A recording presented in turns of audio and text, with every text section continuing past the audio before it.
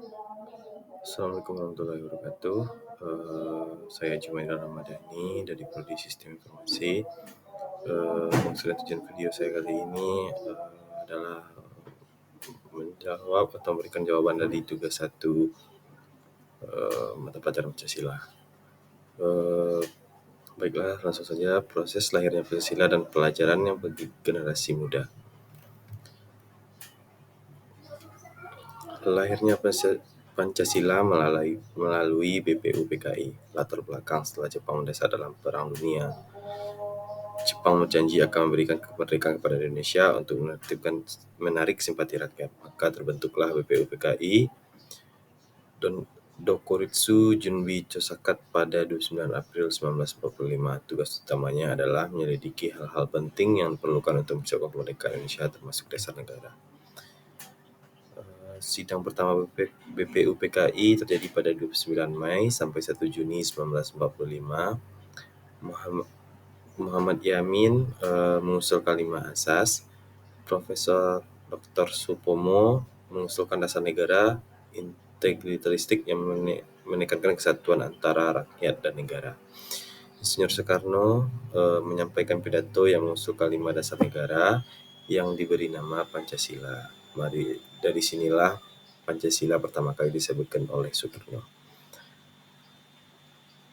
Piagam Jakarta 22 Juni 1945. Panitia 9 terdiri dari 9 tokoh: Insinyur Soekarno, Dr. Andes Muhammad Hatta, Mr. A.A. Maramis, Ahmad Subarjo, Kiai Haji Wahid Hasyim, Abi Kusono Tjokrojoso, Abdul Kar Muzakir, Haji Agus Salim, dan Mr. Muhammad Yamin. Pada 22 Juni 1945, mereka menghasilkan Piagam Jakarta yang berisi rumusan awal Pancasila sebagai dasar negara.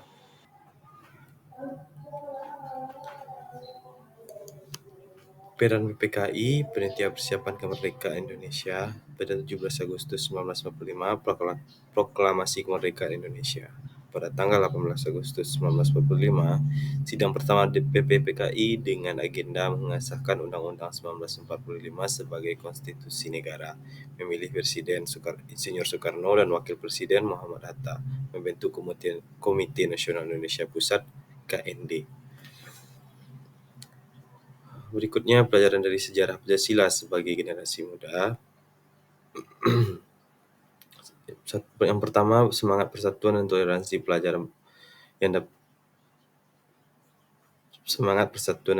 antar golongan. Nilai ini sangat penting bagi generasi muda masa kini yang hidup di tengah masyarakat majemuk.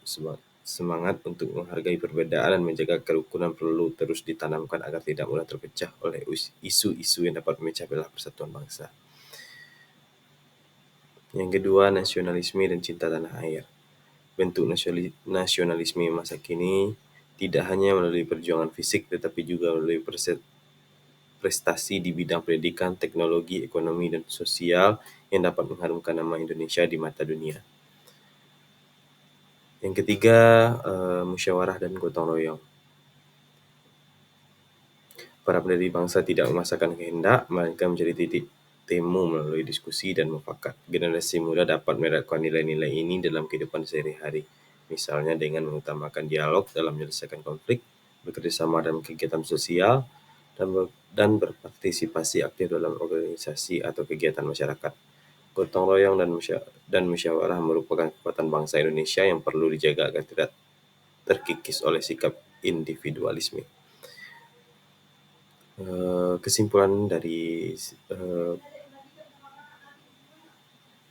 ini, sejarah lahir Pancasila memberikan banyak pelajaran berharga bagi generasi muda, dari semangat persatuan, toleransi, nasionalisme, hingga nilai keadilan dan kemanusiaan. Semuanya menunjukkan betapa luhur dan mendalamnya makna Pancasila bagi kehidupan berbangsa dan bernegara. Generasi muda sebagai penerus perjuangan bangsa harus memahami, menghayati, dan mengamalkan nilai-nilai Pancasila dalam kehidupan sehari-hari agar cita-cita para pendiri bangsa akan betul-betul terwujud di masa kini dan masa depan. Sekian dari saya, Jumaira Ramadhani. Terima kasih. Assalamualaikum warahmatullahi wabarakatuh.